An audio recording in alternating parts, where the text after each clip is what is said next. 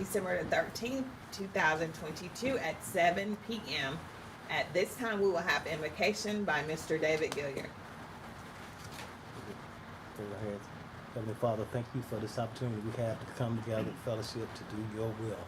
Father, I ask that you would lead, guide, and direct us as we do the business of the school board. Father, please put a hedge of protection over all our school system as they break for the holidays, that you will watch over them and bring them back to us safely. Father, all these things we ask in your name. In Jesus Christ's name. Would you please stand and join us in the pledge? I pledge allegiance to the flag of the United States of America and to the republic for which it stands, one nation, under God, indivisible, with liberty and justice for all. Good evening. I'd like to welcome you all that are here face to face and welcome those that are watching us Facebook Live. At this time, may I have approval of the agenda? So moved. Second. Any discussion? All in favor? May I have approval of the minutes from October 25th, 2022? So moved. Second. Any discussion? All in favor? Do we have any to abstain? Please make note to review the minutes from November the 8th, 2022 and December the 6th, 2022. At this time, we have a presentation by A Cloud, Miss Julie McCarty, and staff. Well, it's great to be here, and as a lifelong Georgian, anytime you get a chance to be with Valdosta City Schools is special because I know the history. But we've been in discussions with the school district for a while now about the value of our product, and when we met November 1st, district leadership was here, and we started with the question, what are the two biggest priorities for Valdosta City Schools? And it was quickly, safety and instruction. And that's really what should be, those are the right answers, correct? In my career, I have not seen a product that you could implement that has the impact on both safety and instruction as Cloud 12. So we're going to go through this quickly. I got my brilliant colleagues here, Julie and Mia, and I'm going to turn it over to them, but really appreciate the opportunity to be here tonight. Agree. Thank you, Brent. I couldn't agree with everything he said more. My name's Julie McCarty. I serve in the role of Vice President of Education Strategy. This is Mia Boosfeld. She's going to share in the voices of bringing our solution to you in efforts to move forward in a partnership for the safety and the improved instruction for teachers and students. So I always say doing what's best for teachers and students, and that is what Cloud 12 strives to help you guys do. All right, so quickly, who we are. We are a Georgia-based company. We are located outside of Atlanta. We have over 50 district partners within the Southeast. We're roughly, 10,000 classrooms plus, around 12,000 plus teacher users, and they're creating over 153 classroom video recordings just in the last 30 days alone. That's pretty powerful. What that equals is about 30,000 instructional videos are being created by our partners, improving outcomes each day, each week, each month. Okay, that's really powerful. So that's who we are as a company. What Cloud 12 is. We are a classroom video solution that takes the complexity out of technology for teachers. Okay, what that actually means is they don't despise having it come into their classroom. The value and the benefits for them instructionally, classroom management wise, and growth and improvement outweigh any kind of technical strain or challenge that they may foresee or fear. If you have to set up a camera in your classroom in order to record yourself or record something going on, that comes with a technical strain. So with Cloud 12, it is technology, but we're an invisible technology because it's ceiling mounted, we're installed, always ready when that teacher is ready, okay? So we're a single mounted, ceiling mounted camera. It gives a 360-degree opportunity to capture the classroom, okay? The teacher is in control of setting the angles that they want to capture. They can schedule when those recordings are going to take place. And then those recordings come into their Google Drive for all the varying uses that they may want to do. Okay, I'm going to highlight a few of those as we speak. One camera, but it also provides a secondary safety net stream that we call the security stream.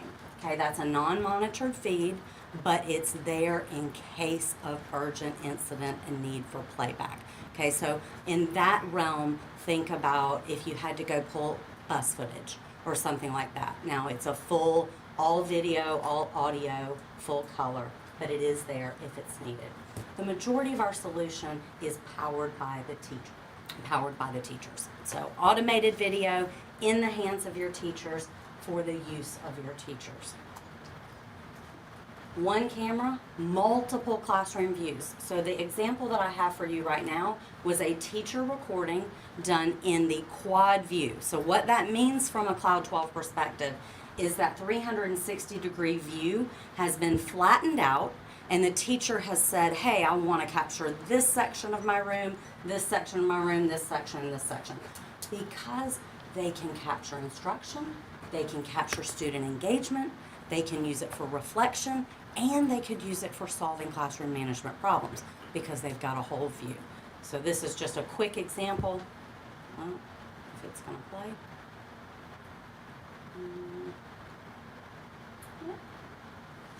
Okay. Brent? Which one?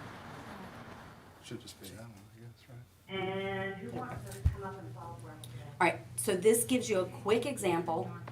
Okay, so we're gonna go ahead. Captured in the and classroom. find some You get to see the measurements. movement, you can engage student engagement We're gonna be- as well. Our software enables the teacher to be able to extract any one of those quadrants. So they record it once, but they may use it for multiple purposes because they can slice and dice it very easy. Okay, they can trim it down just for instructional content. So put your thinking cap on for a minute and think about a student who had to leave class early that day, or a hospital homebound student, or at-home support, or sharing this instruction across to a classroom who might have a long-term sub who's not an expert in that area.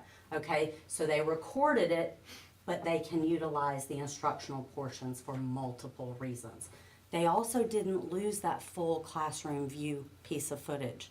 So if they had to go back and use that for a professional development or a coaching opportunity or all of those opportunities, they would have that as well. All right, another view that Cloud 12 enables teachers to be able to do is a virtual view. Okay, so in a virtual opportunity, if you wanted real-time synchronous opportunity for a student who is not in that classroom, hospital homebound's a good example of that. If you want them to feel connected real-time, the teacher could utilize Zoom, Google Meet, and select a classroom view. So they're not having to be tethered to a webcam and can still meet a virtual audience. All right, so why? I think we've hit on several of the whys, but I want to help you understand. I tell people all the time, this is probably the hardest part of my job, but it's also my favorite part. And that is because Cloud 12 is not a one-size-fits-all solution. It could meet many different points of growth and opportunity depending on what's important in that moment. One school may have one initiative that's driving their classroom video use, and another might be different.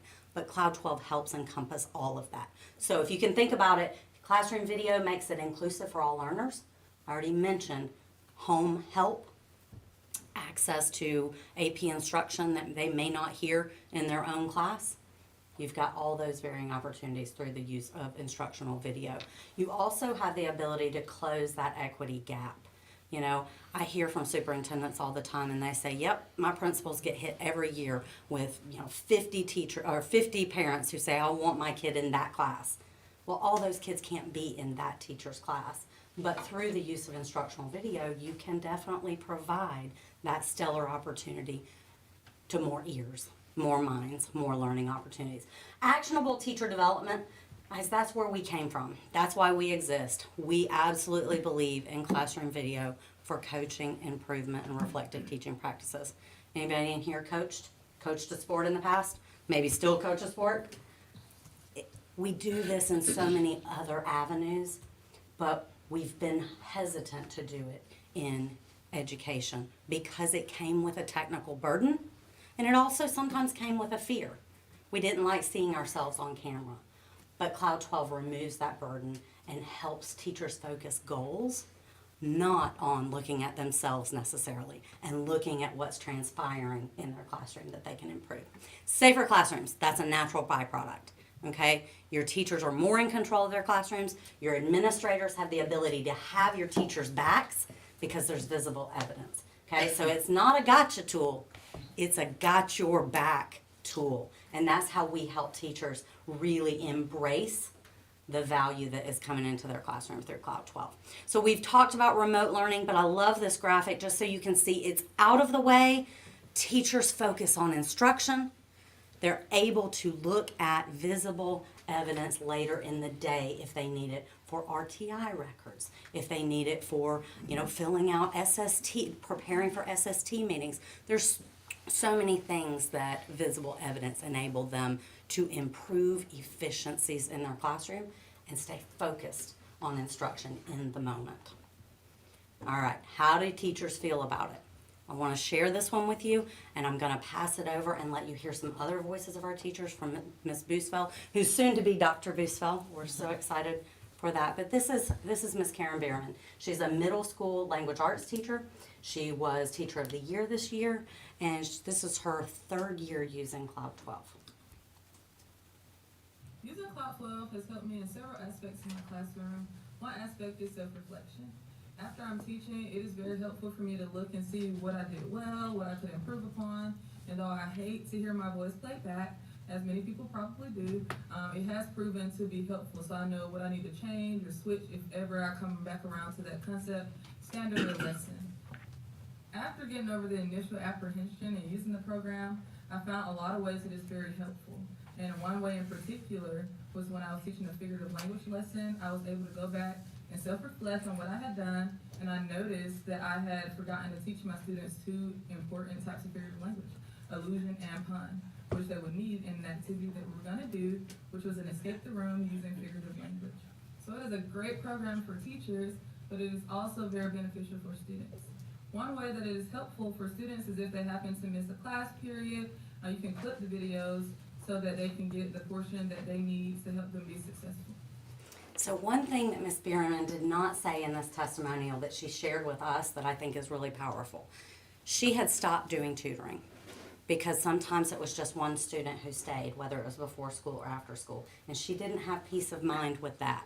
She didn't feel protected in case of accusations or anything like that. She has begun and reinstated tutoring because she's got the peace of mind of being able to schedule Cloud 12 to record when she's doing that. So she's able to expand what's best for her students through having that extra safety benefit for herself. Using Cloud 12, Come on, go forward. All right, I've already hit on professional development, but reflective teaching practices, video-based coaching works. The proof is there, the evidence is there. The research says absolutely. And teachers say, I believe that it works because I'm more receptive to sit down and talk about feedback when I know what I'm being observed on, when I know what I'm being evaluated on. When I was still in the classroom, my administrators would come in, they would jot down notes, they would go out, we would sit down, and I didn't necessarily have a full recollection of what transpired in that 20 minutes when they were in my room. But with sitting down with video together, you can make actionable goals. And then that teacher can go back and use their own video to monitor their progress and their growth. So you're talking about really forward thinking and innovation. I mentioned that classroom management improves. Guys, we've got the data to support it. Our partners report up to 70% decrease in administrative behavior referrals. Now that happens because of 2 main reasons. Well, 3 really. The presence of the camera alone keeps those fringe kids in one area. But having visible evidence enables the teachers to solve some of the more minor issues, rearrange and get a hold of their classroom management better. And third, if they do have to give an administrative referral, they've got the video evidence to send to that administrator faster resolution, either keeping the kid in their instructional environment or swiftly removing them without a whole lot of that investigation time. So those are the main points that I wanted to hit on, excuse me as I bumble, and I would love for Ms. Boosfeld to share the end and bring us home. All right. An important piece I'd love to share about Ms. Bierman, whose testimony we watched, is we found out just about a month or so ago that she was actually named Teacher of the Year. And that's after about 3 years or so using her Cloud 12 classroom video for self-reflection and helping herself to improve. So I thought that was really awesome. Another piece that I'd love to share, because I'm not sure if I can share, but Julie and I are both former educators, coming from the background of being a math teacher for over a decade and then a school leader. And so we're coming to this, and we both had video in our classroom. So we're super excited to share this. So some of the feedback from our administrators, we have principals saying, I won't read all of this to you guys, but teachers are loving it and they're eager to record themselves, which is always great to hear. Hearing eager helps me know that they're ready and excited to just get better and to do it on their own terms. Also, amazing difference in classroom behavior. These are all words from our current district partners, teachers. Amazing difference in classroom behavior. The students are aware of their actions because they're thinking about the fact that the camera's there. Students admit misbehavior more readily because they know it's on video anyway. Behavior has improved significantly. Allowed admin to monitor those frequent flyers so you can kind of check in and make sure that that student that might land in the office a couple of times a week is on track and doing well that week. And I like knowing that everything is recorded. That one's very loaded for me because it can be used, the video can be used for so many different purposes. Like Julie said, for classroom management, to help them get better, to, post those lessons for their students to watch later on their own time to get better academically. So many different reasons. And then also, similar to Ms. Bierman, going back to her tutoring one-on-one, it offers peace of mind because that teacher now knows that they're protected, that, their eyes on at all times. And then sending a recording to a homebound student so that that student can feel more connected to the classroom even though they're not physically there. And then also ensuring eyes on the room at all times. As teachers, sometimes we may have to be out, we might have a substitute, but it always helps to be able to come back and just kind of make sure, that our kids are on point. I always say, the proof is in the pudding. If your students are trained well, when you're out, they should be behaving, but you can absolutely make sure that they are when you have that classroom video. And then students who are absent, that's an important one because a lot of teachers are able to take, like Julie said, you can take that one clip of video and slice it and dice it for many different purposes. So you have teachers that may trim it down to those 10 minutes of their mini lesson and post just that part, instructional view only with no other students in it, in their Google Classroom or, Canvas or whatever the LMS is for their students to access so that they can study. And then also to self-assess, to go back and say, that lesson kind of flopped. What did I do that didn't really resonate with my kids, and how do I make it better the next time? And then it cuts down on the he said, she said, because there's that third party set of eyes that saw exactly what happened. So we don't have to kind of guess and, say, well, this could have happened, this might have happened, but we actually can see what happened. And so, Yeah. I'll pass it back to Ms. Thank you. And Brent, I'd love for you to chime in on any of these, but why we want you to consider partnering with Cloud 12. There are many reasons, but overarching is we are an in-house solution. So we don't have many competitors out there in the market head to head. What we do is very different. The way we do it is very different, and we're in complete control of both our hardware development and our software. So what that means is that we're not at anyone else's mercy if they change their models, okay? We commit to no license fees. You are purchasing a perpetual license for our software platform. You purchase the hardware up front, and you get the support of our team. So I think that is really a value add coming as a partner. I mentioned to you, we are a Georgia-based company. That enables you guys here to have really stellar service. We are not very far from you. We also partner with our district's preferred low voltage vendors. This opportunity helps us support your local businesses as well. So that is something that we are working on, establishing a relationship with your local low voltage preferred partner. I think that's really valuable, is the way that we do it.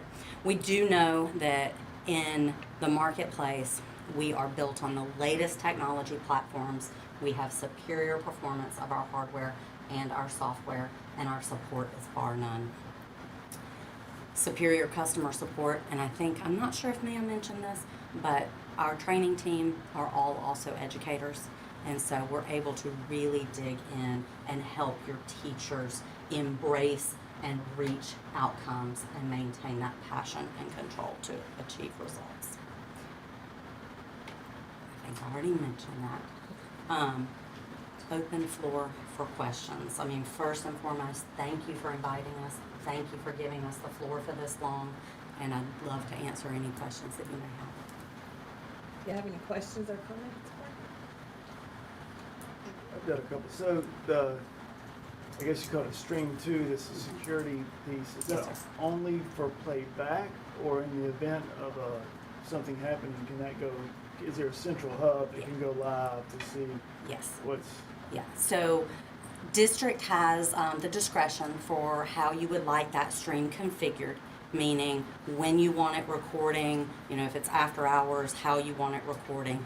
But during the day, and I think you guys have the crisis alert badge solution. So maybe in the example that you may be thinking in your mind is if there was an alert that either your SRO needed to put eyes on really quickly, could they put live stream eyes? And the answer is yes. So they also have the ability to retrieve for playback should there be something that you wanted to use for training purposes moving forward. So if you did, hopefully you guys won't have any kind of events like that, but if you did, yeah. And it can also integrate directly as far as being able to give access to the appropriate people that you feel need access to that stream. Yeah. So live time and playback. And then for the teachers, I guess that they have a dashboard that they click play or record, Yep. and it starts there. It does. It's a And pretty user-friendly it's interface. extremely user-friendly. Clipping It's and very uploading. intuitive. The method that we like to use is we work with them to set up recurring recordings. So it's almost like if you were setting your alarm to wake you up in the morning on your cell phone. You can say, I want it Monday through Friday, and I want it always at this time. They can do the same thing through the Cloud 12 dashboard and say, here's my instructional periods of the day. Here's the Google folder I'd like for those to save to, and I'd like it to go all the way for this chunk of time. And then it's kind of a set it and forget it approach, because it's not about the technology, it's about how they're going to use the video. But yes, Thank you. Any more great questions? questions. So I again, have- I'm sorry, go ahead. Matter of fact, I have a couple questions, and maybe you kind of answered them already, but you said that the teacher has total control of the recording, and I was wondering, is it still always recording? And you said can only the teacher view the video, or is it constantly being monitored by someone else, or do you have to go in and retrieve it? And last and final question about the editing Yeah. for it, how easy is that? Yes, sir. Those are really great questions. Let me be sure that I remember the first I'm one. sorry, can't repeat it. My ADD may allow me to only remember 1, 2, or just the third one. So first is how the two streams interact as far as the recordings. So the teacher schedules when those blocks of time record. Those recordings go to the teacher's Google Drive for their use. That security stream that we were talking about, it can run in the background continuously if that's the district's decision. It is a non-monitored feed, usually with very limited personnel access, so it's not like a mall cop sitting behind a screen monitoring what's going on in teachers' classrooms. I'm not going to say that, you couldn't configure it that way, because you probably could. None of our partners do it that way, because they want to empower teachers through the use of video to improve their classroom environment, both instructionally and safety-wise. And they believe that the best way to do that is by giving them the as much autonomy with a solution like this as possible. Help me remember. Okay, oh, no. Editing. Editing part. Right. Okay, so because we are a company of lots of educators, we go at our mission with put in the application what is needed for use and leave out what would be cumbersome. So our editing tool enables them with a drag and drop to clip, to cut, well, basically trim, cut, and then they can extract. So what that means for us is if they recorded in that quadrant view that I showed you, they could extract any one of those pieces to make a new piece of video. So those are the main features that we provide. To date, I've watched teachers who have not even been trained on it go, oh yeah, got this, no problem.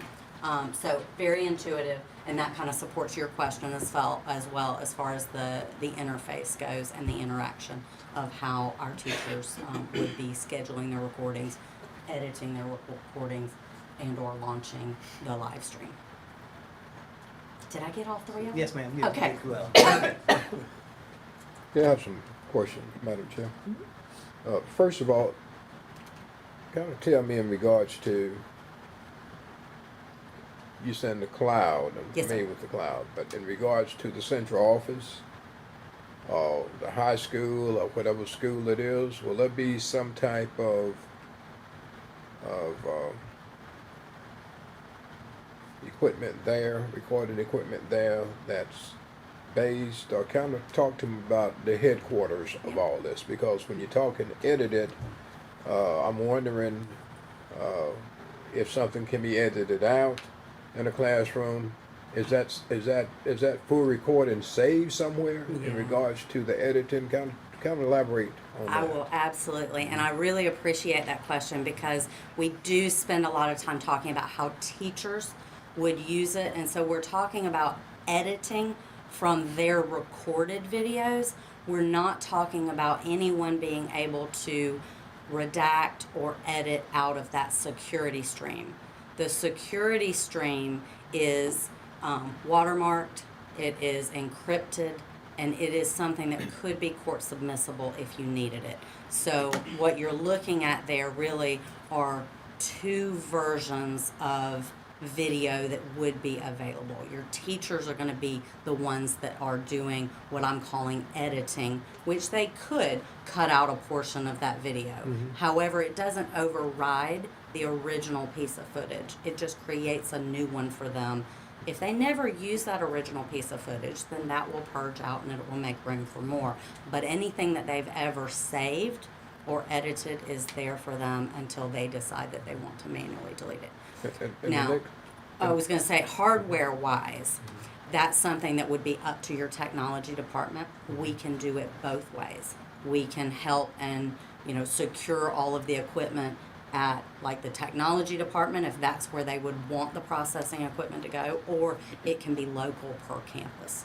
Most of our partners have a small appliance that's local per campus. It's not saving and housing anything. It's just doing the work, right? It's just saying, camera, you told me that you scheduled this. Let me grab that piece and then let me send it over to the teacher's Google Drive. And that was a long answer. I apologize. The next thing, it's good for teaching, but my number one concern, and I think the board and superintendent's concern, is security. So Yes, sir. I would want to invest in anything that's not going to be operating 24 hours. Yeah, that's your That's your just- decision. Yeah. Most of our partnerships have the security stream enabled. What they do is they run it on what we call continuous during the school day, and then on the after hours, they flip it to what's called motion detection only. So it saves recording space for you. Makes sense. And then, so you do have after hours protection as well, cutting down on petty theft, workers' comp claims that may happen after hours. So you definitely have that opportunity. And I would say that the majority of our partners configure it that way. We have a few who, make some tweaks and adjustments with respect to when they want the security stream. And how many recorded. Georgia schools has Has this- Cloud 12? So you we demonstrated? have roughly, we're in about 40 plus districts here in Georgia, and then the rest of our accounts are spread across. What's the closest one to this area? Closest one of you guys, I would say probably Colquitt is your closest that has Cloud 12 in every single classroom. So the Moultrie district is a similar size to you guys. They have Cloud 12 across all 600-ish classrooms there. Brooks County is nearby. They also have Cloud 12 in every classroom. Yeah, Brooks County and Colquitt County would be the closest. Yeah, ones. those would probably be the two closest that I can think that are district-wide. We do have quite a few others that have Cloud 12 in every single classroom as well, roughly 11 in the state of Georgia that have canvassed their campuses fully. The rest of our partnerships are doing installation rollouts based on need. And my final question in regards to the cameras, are all of them digital? And what's the Yes, sir. good and the bad as far as length is replacing them? Oh, okay. No, that's a great question. They are high definition. They are 12 megapixel cameras. They have full audio, full video, very high resolution. And the warranty that you receive is a full 5-year hardware warranty, bumper to bumper. Okay? Now, we can talk about what an extended service package may look like after that 5 years, but the length of the hardware, the life of the hardware is going to far extend that. We've got partnerships now that are going into, year 6, year 7, and they're not having replacement issues still. Great Thank you. question.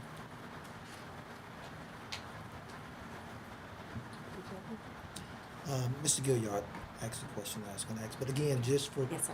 for clarification, on the safety side of the cameras, Yes, sir. it's a continuous record. Yes, sir. Teachers cannot edit No, sir. on the safety side. They don't even have access They to don't that. have sir. access. I want No. to make sure that that's clear. Correct. Also, who will have viewing rights on the safety side of the video footage? You will tell us Okay. who that is, and we will configure those That's a credentials. good question. All right, okay. Yes, sir. Thank you for helping make that clear, definitely. Thank you all for coming, and I'm sure we'll be in. Wonderful. Thank you so much. It was a pleasure meeting you all. Thanks for giving us your time. Thank you.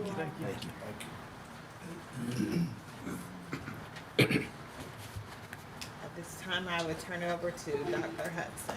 All right, Madam Chair, Board, at this time, I would like to present the November finances.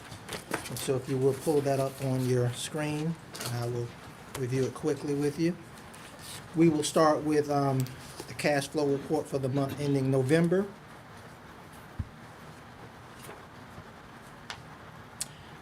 Expenditures for November, payroll was a little bit more than 3.3 million.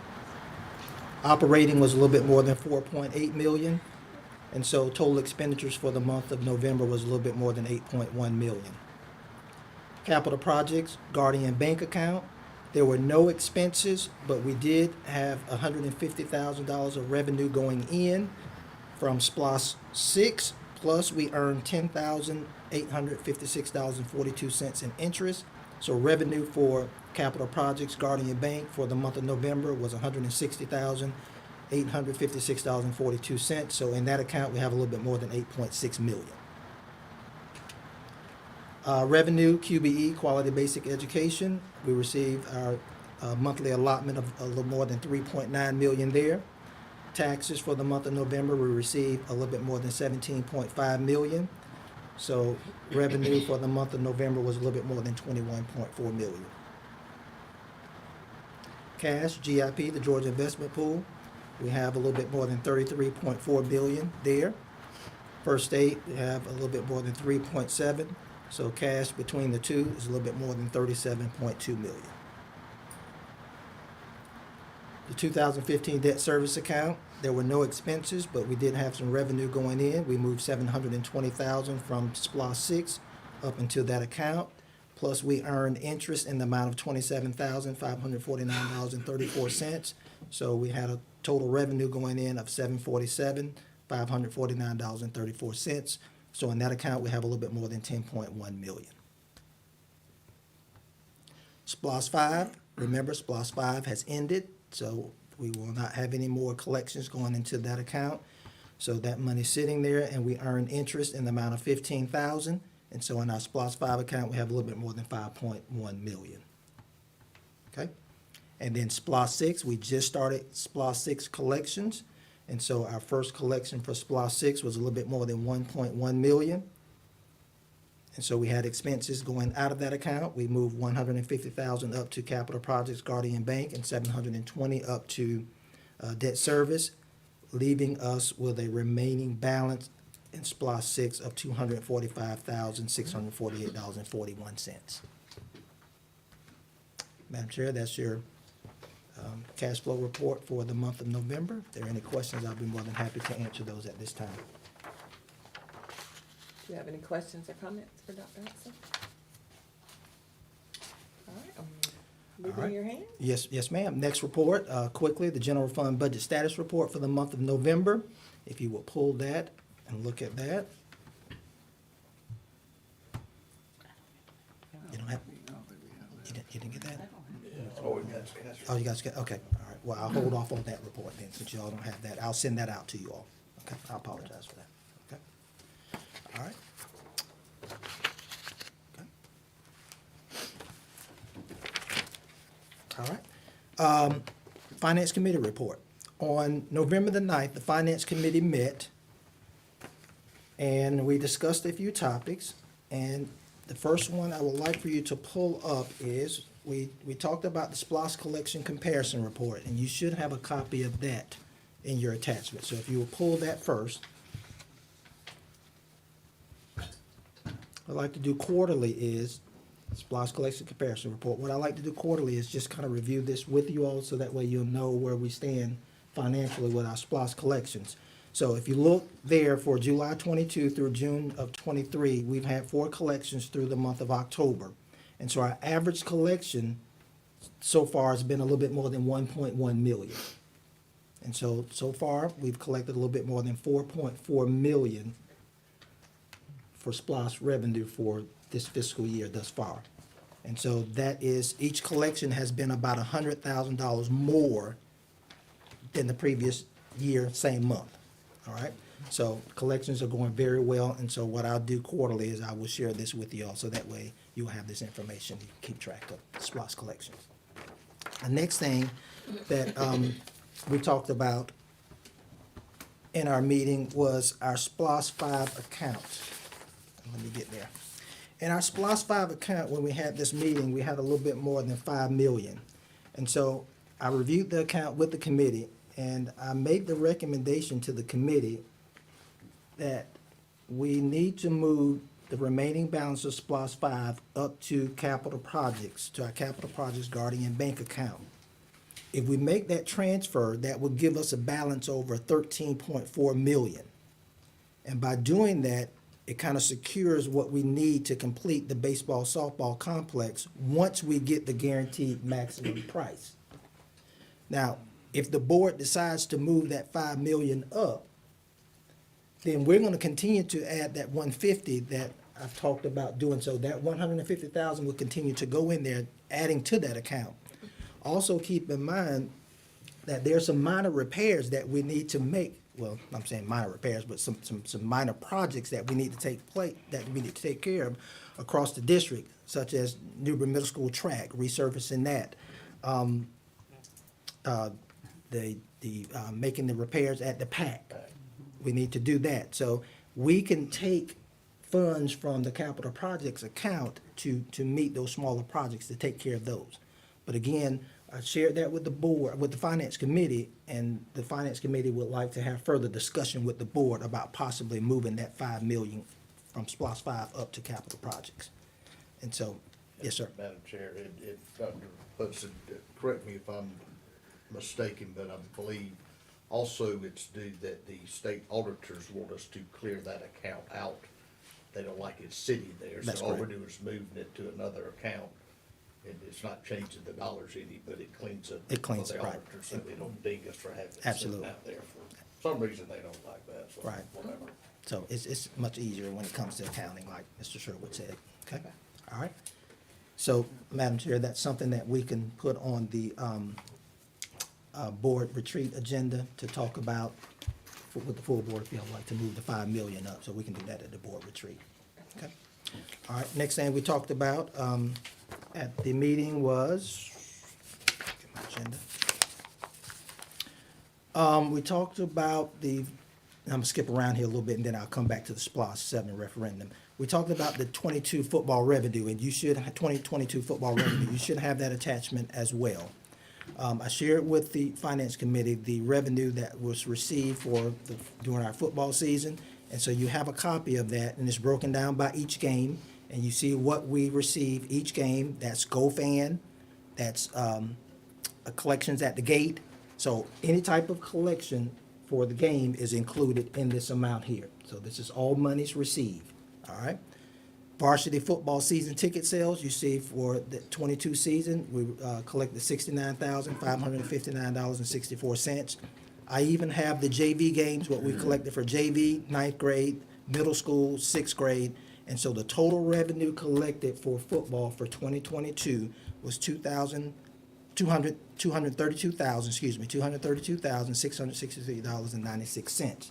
Now, for your records, I also gave you the collection for 2021, so that way you can make a comparison. So you have that, and so if you look at that, you will notice that our total revenue for the 21 football season was $169,472.40. So 22 collection was a little higher than 21, and so it was about $63,191 more. Okay, so just wanted y'all to have that. Okay. Next thing we talked about during the meeting was the SPLOST 7 referendum. So let's share that with you. We are currently in SPLOST 6. So we need to, we have a SPLOST 7 joint resolution with the county. And if the citizens approve the SPLOST 7 resolution or referendum, it will start October 2027 and end in September of 2032. Now, this resolution is based on 0% growth, and the projected SPLOST collection for this period, for SPLOST 7, if approved, we're anticipated to receive total collection between both districts, $147,344,825. But out of that, Valdosta City Schools' estimated share at 43.6% of this collection, our estimated share for SPLOST 7, we will receive about $64,242,344. And again, that's based on FTE, our enrollment numbers. That's how they come up with that percentage. All right? Again, keep in mind that we are currently in SPLOST 6, and during this collection period that we're in from October 2022 through September 2027, we will retire $37 million of the 2015 general bond debt series that we have for Valdosta High School. Okay? During this SPLOST collection, we'll retire $37 million. Keep in mind that the 2015 general bond obligation issued was $68.4 million. But the voters approved for us to borrow up to $73.3 million. But we will only issue 68.4 because that's all we needed. Now, the general obligation bond for SPLOST 6 is 8.75. So we have the authority to have bonds issued up to 8.75 million for SPLOST 6. If SPLOST 7 is approved, we will use 12 million from this collection period to fully retire the 2015 general bond debt series for Valdosta High School.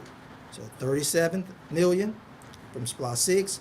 If SPLOST 7 is approved, 12 million, then we retire the 2015 debt service bond for the high school. In the SPLOST 7 referendum, during our meeting, the Board Finance Committee recommended that we ask the voters to approve the general obligation bond amount of 55 million. 55 million, which is about 85% of the anticipated collection amount for that period. So again, we're estimated to receive a little bit more than 64 million. So the Finance Committee said, let's take 85% of that 64 million and ask the voters to approve that for the bond, the bond that we can, anticipated bond that we could borrow against. All right? So again, if needed, this general bond obligation will be issued during that time period. That 55 million can only be issued during October 2027 through September 2032. Now keep in mind that with the issuance of bond, it will give our district immediate access to complete future construction projects. For example, down the road, we're gonna need a 6th elementary school. We're gonna need another middle school. We're gonna have some other major projects that we're gonna need to complete. And so if we have access to the bond, then we can complete projects and potentially save some costs with construction costs, interest and all of that. So again, this is the SPLOST 7 resolution. We need this. Again, it's a joint resolution. But based on what the committee has asked for, they're asking that the voters approve up to 55 million in bonds that we can borrow. Again, we don't have to take the full 55 million. We can borrow up to, but no more than 55 million if approved by the citizens. Or we don't have to take anything at all. But again, it's there just in case we need it for future projects, future growth.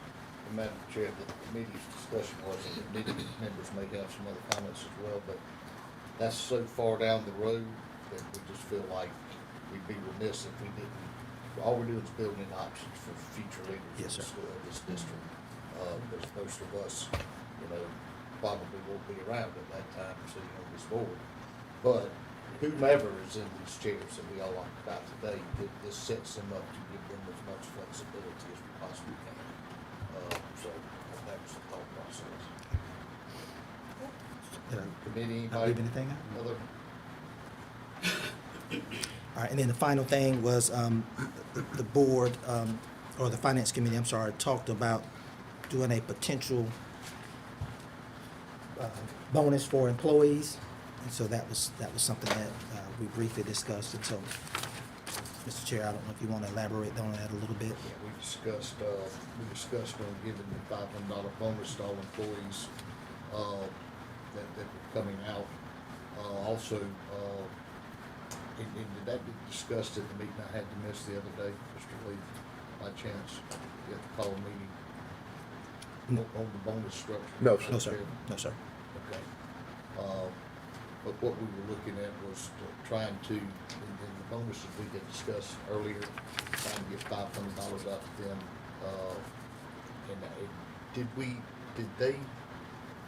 Are they set to do that, or we have? Upon board approval, yes, sir. Yeah. So set and ready. And I don't know that we have that on here tonight. So Madam Chair, we may want to come back from that and then the agenda. We need to amend it because Because Mr. Lee, I think, pointed it out, and the rest of the committee members, is giving them that, what we're trying to do is get it in their hands prior to them being gone, so they got something in Christmas, and then work on another round, sometime Spring in break. the first quarter of the year.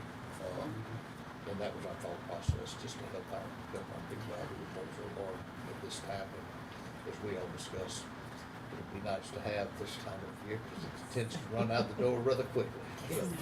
So, but, and I think that was in there. Anybody, any other thing? And Ms. Hurt did mention too, a very good idea on was working on some non-monetary appreciations. Two of us, I guess it was just me and you, Mr. Lee.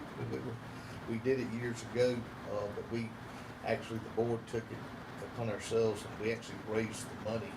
We took 3 days of 1 week, and we fed, hooked up with a local, it's Bojangles local restaurant. Yes. And we actually went and picked up, took 2 schools, divided ourselves up. And we served every staff member in about our 6 schools with a chicken dinner for lunch and in a 1-week period. And, something that didn't really cost a whole lot of money, but it was, people really appreciated it, and that's Ms. Hurt's comment. It's, as we discussed, and she mentioned as well as all of us, every now and then, an attaboy to get you a little, everybody needs a little bit of that, you know what I mean? Some people say they don't need it, well, I They don't need with them, it feels good when you get one, so it's, but that was our, that's it, I think that That's it. Yes, sir. wraps up. Any other comments from the committee members, anybody? We were Like- also waiting, Madam Chair, we were also waiting, for a final price.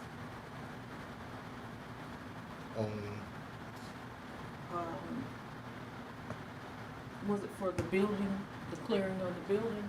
We were waiting for, someone was gonna give us a final price. We were waiting on, do you recall that, Dr. Hudson? You were gonna talk to, On the demolition? Demolition, demolition. that's gonna be on the facilities. Yeah, that would be in facilities Coming up probably this month. on that, but, We talked about it in the finance, final, because I final wouldn't have been price in on facilities. demolition was, Yeah. 1.5. that's already. It was 1.5. Yeah, that, with us. Alderman Barrett was with us in the facility committee, right? but Ms. Hurd, the demolition on Old High School, that was a bid job, so that number's set. Yeah.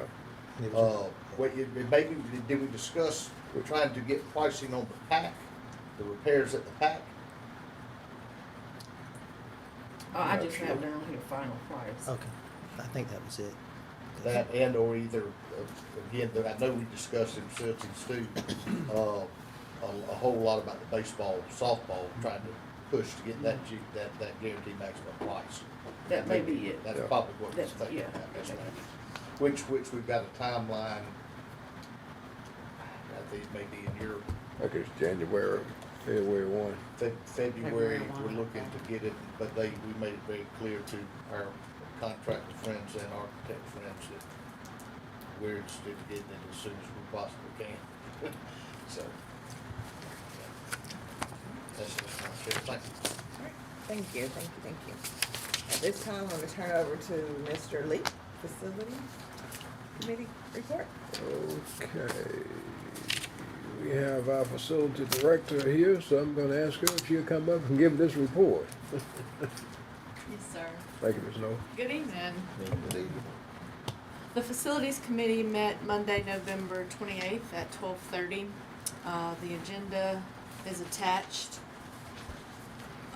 Item 1 on the agenda, we had a discussion about the baseball, softball complex at the new high school. We had representatives from Altman and Barrett and Gideon SC Barker Construction Management come, and they reviewed an updated estimate, which is also attached. This estimate is based on construction documents that are 25% complete. So as the construction plans and documents further along, so does the estimate, and it becomes more firm because the plans become more detailed. So if you look at the budget estimate that they provided, there are several columns. One of the columns at the top was from September 6th. They have a budget estimate. We were at 11.761 million. That was September 6th. The budget estimate that they provided on November 28th was based on construction documents that were further along, and they are coming in at 12.085 million. Now, what we do want to recognize here is that they are still carrying over $800,000 worth of contingency. That contingency money is, about half of it is for escalation, price escalation, while we're finalizing these numbers. The other half is a CM contingency that they carry along until we can get a final price. So this number does have some cushion in it, is what I want you guys to realize. And then as the plans further along, they will give us another budget estimate. Right now, the plan is, as scheduled, to have a guaranteed maximum price to the board at the February 28th board meeting, and that would be for approval. Now, we have made it clear to them that we do want to move this project along and get it, established as soon as possible. So they are diligently working on that, and we are hoping to be able to move that date up. But as of right now, we still have a February 28th timeline. Of course, we would have to meet before that to review it and whatnot, but just keep that date in your mind, and as it moves along, hopefully we can get that in sooner. Do you guys have any questions on that?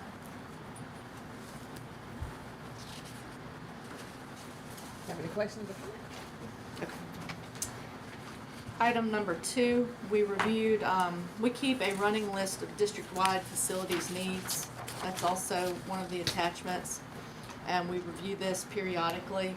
It's broken up into current projects, which are highlighted in orange. It's just anything that we have ongoing. Some of these are just about complete, if not 100% complete, that could come off of this. But those items are in orange. The items in green are items that we will either begin or have begun in FY23, our current fiscal year. The projects highlighted in blue will be are planned to begin in FY24. And then the items highlighted in gold are long-range projects that we have talked about, needs district-wide. Now those have not been prioritized, but I think it's been talked about that the full board will look at those and prioritize those probably at the board retreat, so we can kind of nail down a timeline for those projects as well. Any questions on those? Okay. And really under other, we did discuss the old Valdosta High School demolition. Over the last several weeks, the contractor's been working to get low voltage and electrical separated, because we still have that old 9th grade wing that houses Horizon, and that is still up and running. So we had to separate those two because that was being fed from the main building. They're basically complete with that. So within the next week or two, we will probably be seeing actual demolition out there. We're hoping to get the power terminated to that main building here in the next week or two, and then we'll really start seeing some movement out there. So that project is well underway and going well. Any questions on that? How long did they, once they actually start the real demolition? Probably February. Okay. I'm looking sometime in February to have it complete. Any other questions or comments? Okay. Thank you. Thank you. At this time, we'll turn over to Ms. Kalisa Brown, T&L Committee Report. Good evening, everyone. Teaching and Learning Committee met November 16th, 2022 at 12:30 here in the Valdosta Board of Education meeting room. Dr. William Todd Kaysen gave the invocation. Dr. David Cole provided a brief recap of the previous Teaching and Learning Committee meeting, and then introduced Dr. Joyce Dean to resume her presentation on the 2022 district GMAS data. Dr. Dean explained the pre-pandemic CCRPI index compared to the modified post-pandemic index, and allowed board members to ask clarifying questions. Dr. Dean then proceeded to present an updated Valdosta City Schools balanced scorecard with fall 2022 STAR screening data added, and a 5-year comparison chart of Valdosta City Schools GMAS data with an explanation of any missing or incomplete testing data. Board members had clarifying questions with regards to how school and district personnel used screening and GMAS data to assess student learning gaps and alter instruction to meet the needs of students brought on by the pandemic. The meeting was adjourned by Ms. Kalisa Brown. Thank you. questions or comments for T&L committee? Okay. At this time, I'm gonna turn it over to Director Sabrina Smith. And board, please make note that this is an action item. Good evening again, everyone. I'm going to take this opportunity to acknowledge our superintendent in his absence, Dr. Hudson, for stepping in to each of you on this evening. And I have the esteemed privilege of speaking to you regarding our clear bag policy and what we're looking to implement. There's a quote that says, "Safety is not expensive, it's priceless." And so this is one of those areas that we can implement to help make sure that our students, our student athletes, our parents and staff, and our visitors to our campuses have an extra layer of safety as it relates to what is allowed into our athletic events as well as to our performing arts events. The request is, of course, let's be clear. We'll have a clear bag where we have no larger than a 12 by 6 by 12. You'll be able to bring plastic storage bag or clear Ziploc bag, so to speak, a small clutch purse for those ladies who need to do that, as well as you have your seat cushions. Anything else will not be allowed to be entered into any of our athletic events or our performing arts events. And again, this is just to enhance the safety measures that we currently have in place, and not only that, to be able to move different events as smoothly as possible and quickly as possible to get everybody in and out, and to do that safely. We're in a time now where we can take every measure that we can feasibly to ensure that the safety on all of our campuses and at all of our events. So this is a action item. So may I have a motion to implement the clear bag policy for all school-related events? So moved. All in favor? Second. Do we have some Second discussion. It was, comments in regards to what we're about to do? Mr. Smith, in regards to this policy, and board superintendent, I think what we need to do, I don't know if anybody else is doing it or not, and that's not relevant to me at this time. I'm concerned about our kids, naturally all kids, but our kids in the city school system. And the ones that's participating or coming to the events. Will we make sure that we have signs posted at each one of our event locations where when people come, they'll know, and make sure we get the word out to all media, including the Valdosta Daily Times, that this is taking effect. But we want to make sure that it's at the Valdosta High School gymnasium entry, Valdosta Middle School, all of our entries on some type of big sign telling them that this is what the board has done and what we are implementing. That's correct, sir. You can't implement change if people aren't aware of change. No. And so what I'm saying in terms of advertising and making sure that we have the signage Right. and the posters, that is Right. correct. We will have that done, yes, sir. Yes, sir. That's being done, yes, sir. And again. And we can move forward. Yes, sir. Okay. any more discussion? And this is all events, so PAC, all the gymnasiums, everything, okay. High school, middle Stadium school, as well. stadium. Yes, sir. All right. Yes. Yes, sir. It doesn't affect our snacks or anything, it's just. You can still put your chips in there, just not here. And then, of course, there are, again, at the very bottom, if you have your information in front of you where you can see it, there will be some exceptions made for credential medias as it relates to camera bags and binocular bags and those type of things, as well as for those who take medication as well. Thank you. You're welcome. All in favor? Thank you. Next, we're moving on to the to the anonymous alerts reporting system. This is a reporting system that currently is in existence across the United States. The company Anonymous Alerts, I do not work for them, I'm just presenting the information for them. They were established in 2012.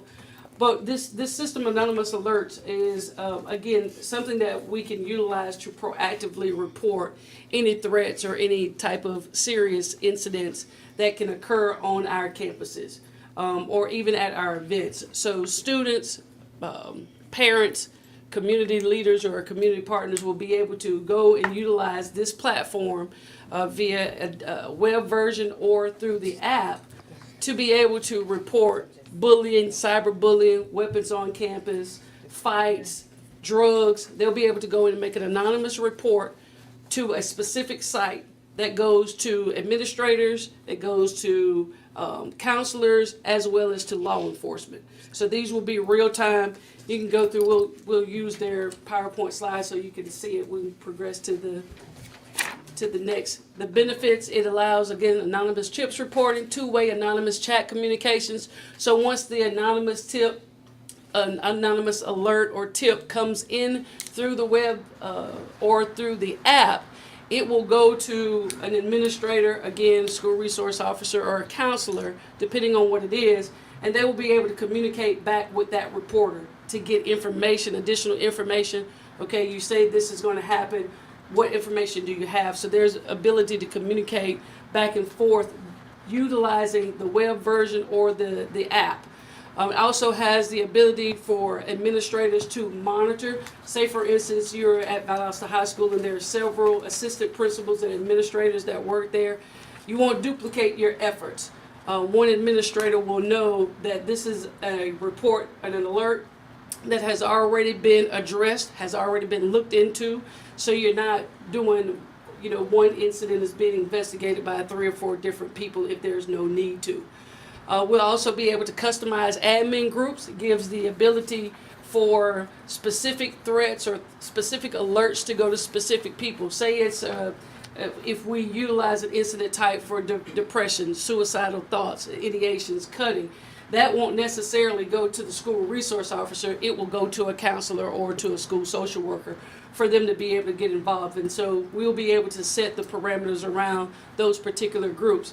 It'll also provide a threat assessment tool where administrators can go in and assign a threat level, whether it's moderate, whether it's severe, so the response is different. This is something, if it's a weapon on campus, this is something that we need to address immediately, so it will have a higher threat assessment than something where there's teen dating violence, if just utilizing a sample of an incident type. Again, this is 100% FERPA compliant. They have their own customer service that they will provide to us as well, where we'll be able to communicate with them should we have any issues.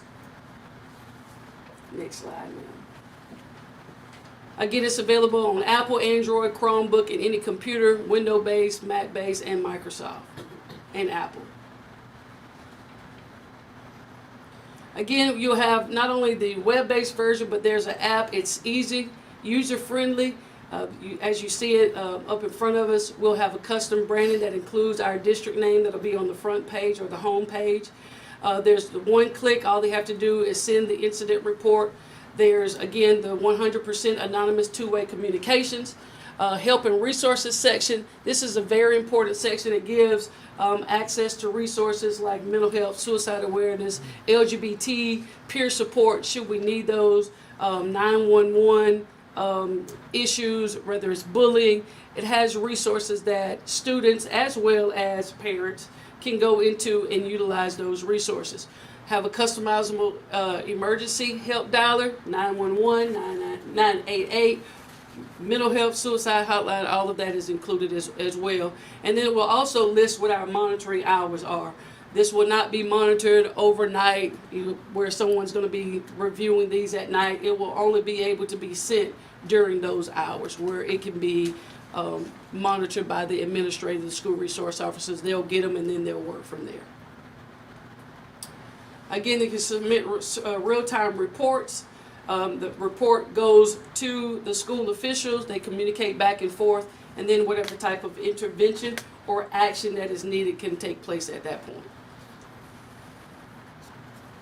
The administrators will also have a mobile app to where, again, they'll communicate back and forth with the reporter just to get additional information, location, any type of needs that they need to have on that. It'll provide them with a pie chart for where they'll be able to go in and look at statistically what they're getting, whether we're having bullying issues, cyberbullying issues, depending on what the incident types that we use, we'll be able to look at it and receive some data from there. Again, analytics and trending, emergency procedures plans that can also be included there as well.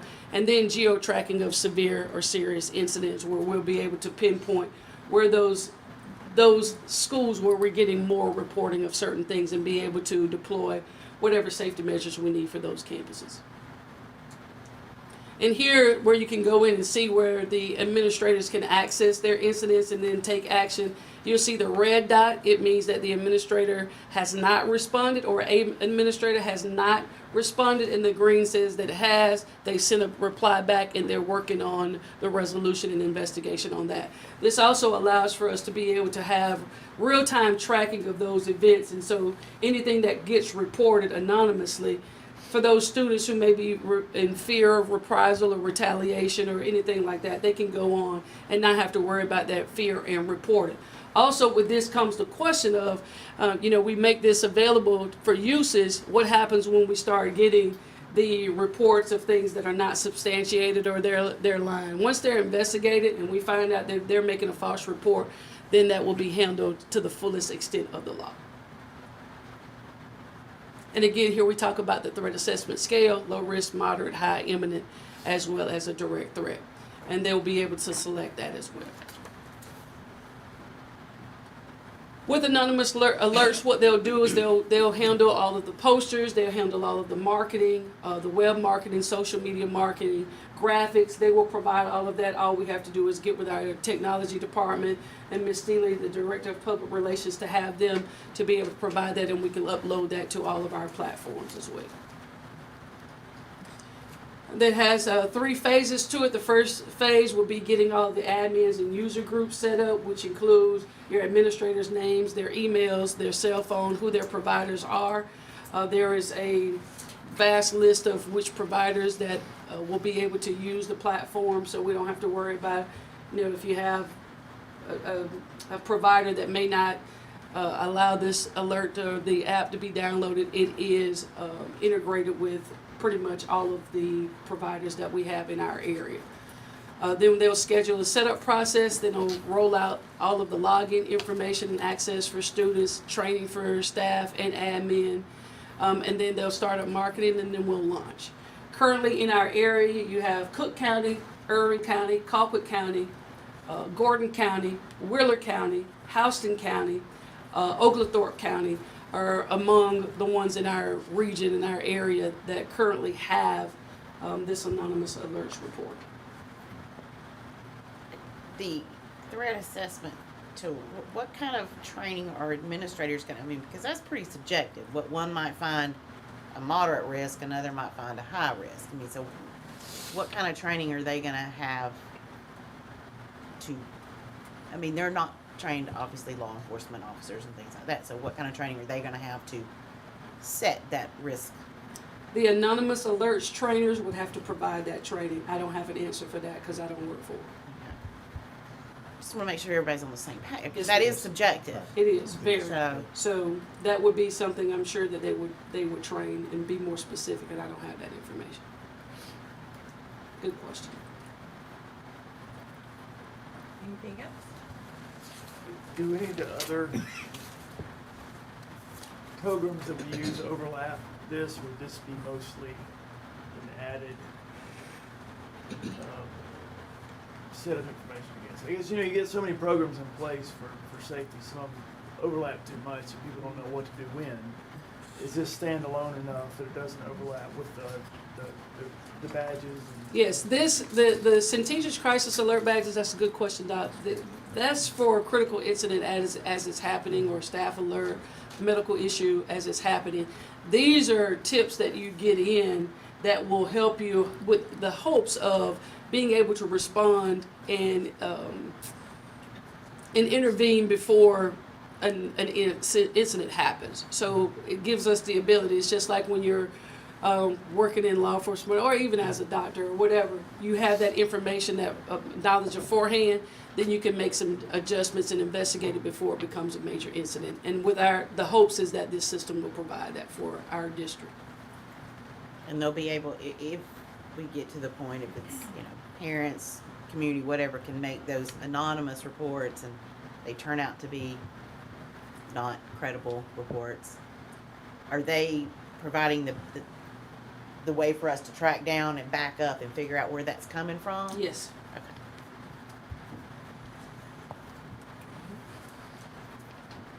Thank you so very much. Thank you. Thank you. We have unfinished business.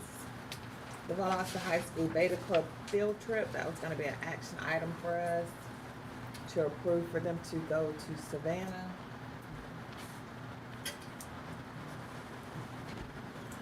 Ms. Blankenship was here back in November to present, and so I don't, maybe she presented enough information for you all to go ahead and make a determination tonight. If not, then what we can do is we can table it, and I can bring her back in January if you have further questions about the field trip.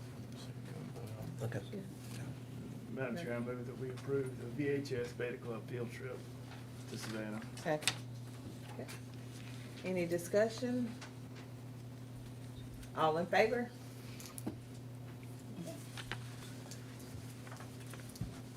Next, we have SPLOST 7. Yes, ma'am. Again, quickly, SPLOST 7 joint resolution between Valdosta City Schools and Lowndes County.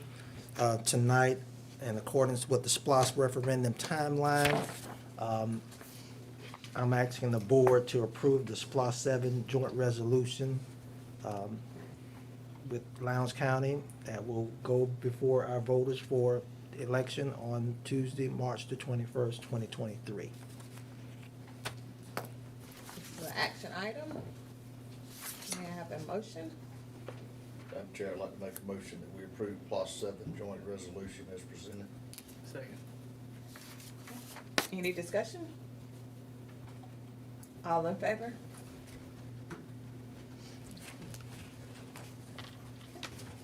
Do we have any public participation?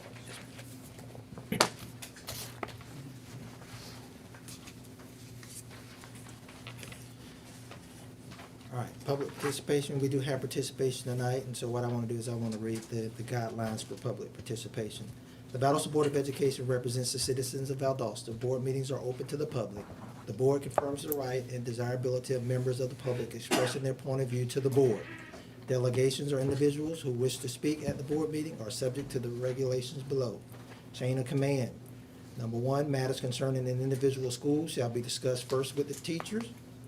2, if the problem cannot be resolved with the teacher, the matter or concern should be discussed with the administration of the school. 3, if the problem cannot be resolved at the school level, it shall then be brought to the superintendent or his designee. And then 4, if the problem cannot be resolved with the superintendent of schools, then it may be brought to the Board of Education.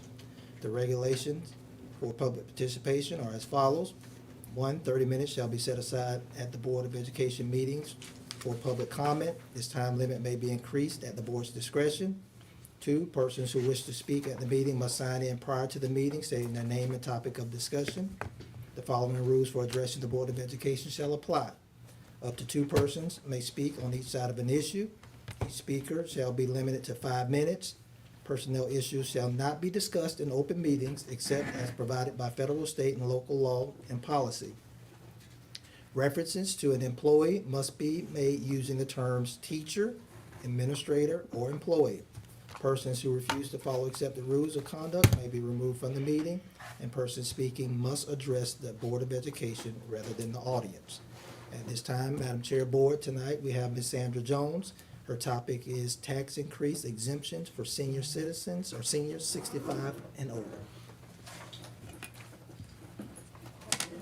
Well, good afternoon. Good. Thank you all for allowing me to come before you this afternoon. I'm quite excited about what we're trying to do for our seniors, so please be a little patient with me. I'm here discussing senior 65 and older increased exemption from school taxes in Lowndes County. It is requested that you agree to raise the senior 65 and older exemption from $10,000 to $50,000 on their school taxes in Lowndes County.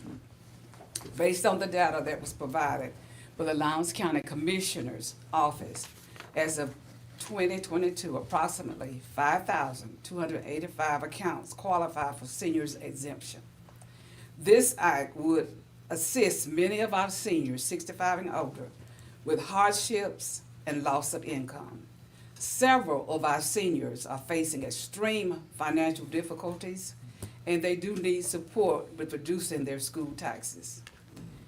The present exemption at $10,000 has a savings of approximately $157.87 in taxes. The proposed increased exemption of $50,000 will have a savings of approximately $789.32 on property valued over $100,000.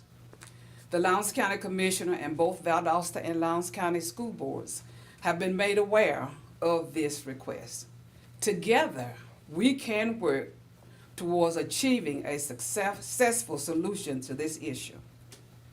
We are respectfully further requesting that the Valdosta School Board be the first to submit this request to the Lowndes County Commissioner's Office for consideration of this proposal. This process would require support from a majority of the voters of Lowndes County through a referendum that would most likely be authorized through the General Assembly. Mr. Bill Slaughter, Chairman of the Lowndes County Commissioners, is willing to assist the seniors in this matter, but he would need to be notified in writing by both Lowndes County and the Valdosta School Boards that you are in favor of this school tax increase exemption for seniors 65 and older. It is requested that both school systems agree to allow the citizens of Lowndes County to decide this matter by casting a vote against or to request it or for this to go through. However, this exemption will not be automatic for seniors. Each senior 65 and older seeking a tax exemption shall file a written application with the Lowndes County Tax Assessor's Office at any time during the calendar year subsequent to the property becoming the primary resident of the applicant, upon up to and including April the 1st, for which the exemption is sought. Many of our seniors have invested in both Valdosta school system and the Lowndes school system. Decades they've done this. Now we need to invest in them. Will you join me in doing this for our seniors? They really need this. You know, you voted together with Lowndes about the SPLOST 7, and that's good. I understand that. Can't you get together with Lowndes and vote on this? We know it can work, right? Because you're asking the citizens to vote on it, right? So having to vote on this and reduce the taxes for our seniors, they deserve it. Any questions for me at this time? You said,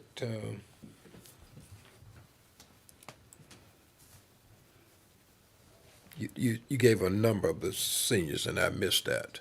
Which number? I gave quite a few. 65. Oh, that. How many accounts?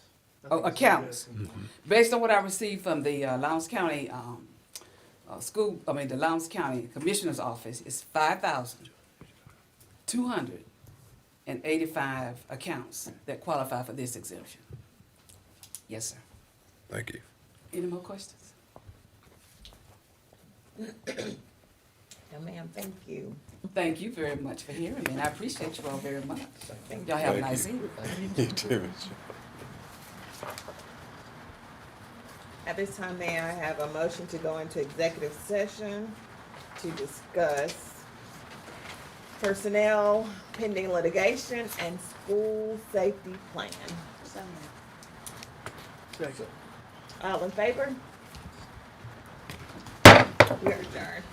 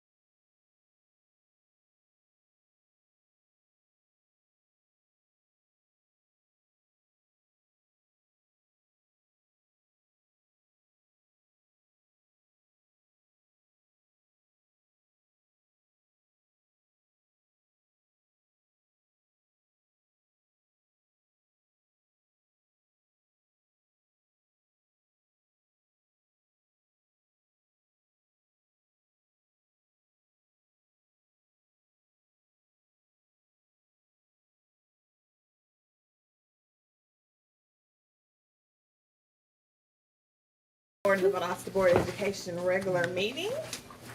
Madam Chair, I'd like to make a motion to amend the agenda and to add into personnel D, for an action item tonight for the $500 Christmas bonus for our employees so that we can get those checks issued prior to our employees leaving. Can I have a second? Second. Any discussion? All in favor?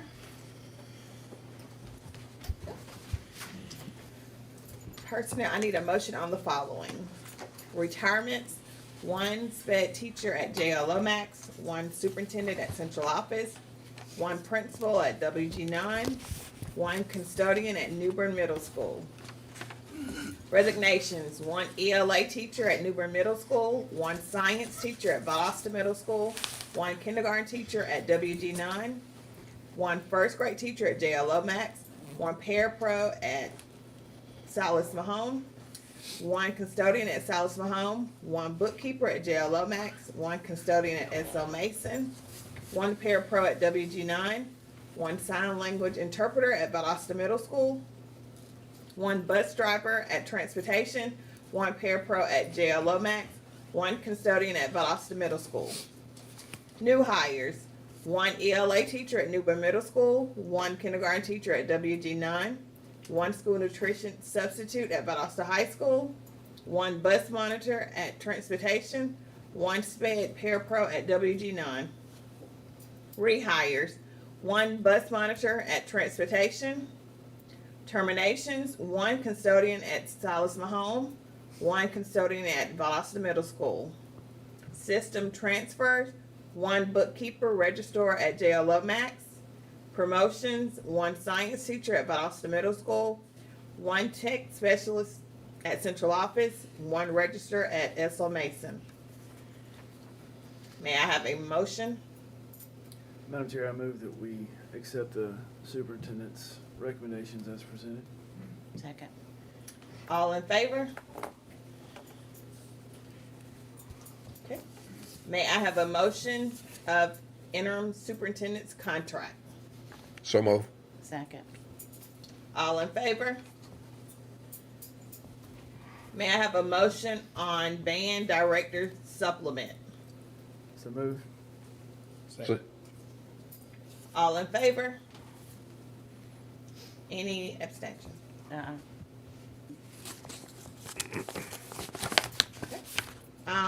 May I have a motion on employee bonus? So moved. Second. All in favor?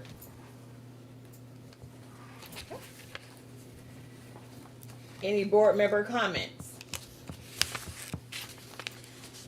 Reminders for the board members. Valdosta High Esport team will participate in the GHSA Esport State Championship match on December the 14th at the University of West Georgia. Valdosta High School will administer semester exams on December the 16th and 19th with a modified early release time for students after the exam. Valdosta City School will be closed for winter holiday break beginning with early dismissal on Tuesday, December the 20th. Employees will return on January the 4th and students will return on January the 6th from the winter holiday break. Board retreat will be held on January the 27th, 2023 from 8 to 4 p.m. at the TLTC. May I have a motion to adjourn? So moved. Second. All in favor? We are adjourned.